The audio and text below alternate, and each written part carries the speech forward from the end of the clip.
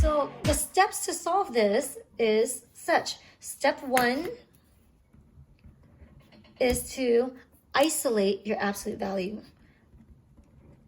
Isolate the absolute value on one side of the equation. So here, when I'm looking at this, here's my absolute value and here's the thing that's in it.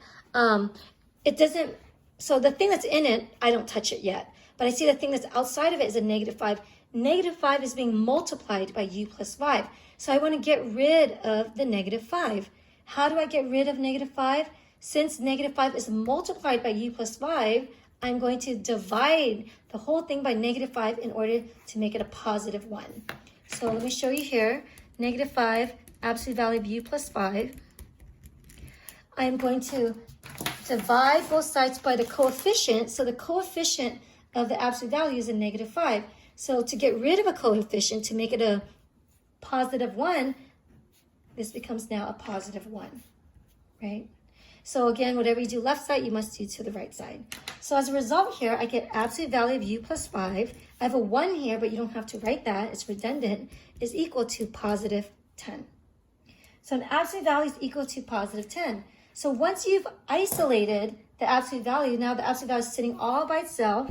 Step 2, you are going to create the 2 paths or options for absolute value. So I have u plus 5 is equal to 10 with the absolute value around that. So I'm going to create 2 options. So just like what we just did in the previous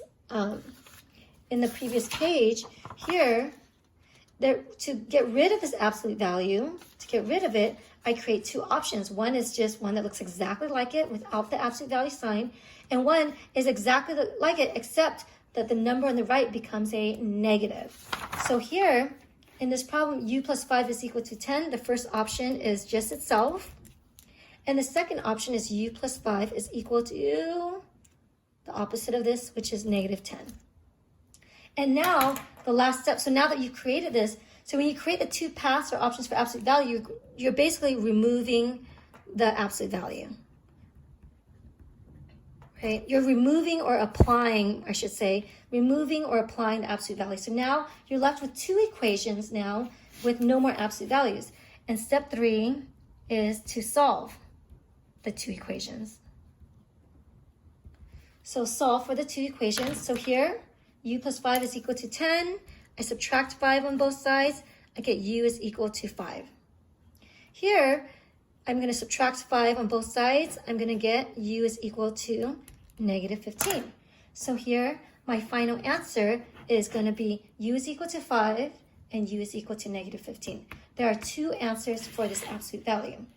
And like all equations, you can always check your work to make sure that you did it correctly. So here, step 4, I'm going to just check my work. So I'm going to plug in my 5 into the original problem to see if I did it correctly. So here, if I plug in 5, I have -5 absolute value of u plus 5 is equal to -50. If I plug in 5 in here, if I plug 5 in here, I'm going to get 5 plus 5 is 10. 10 multiplied by -5 is -50. -50 equals to -50. U equals to 5 works. Now I'm going to try plugging -15. So if I plug in a -15 here, what do I get?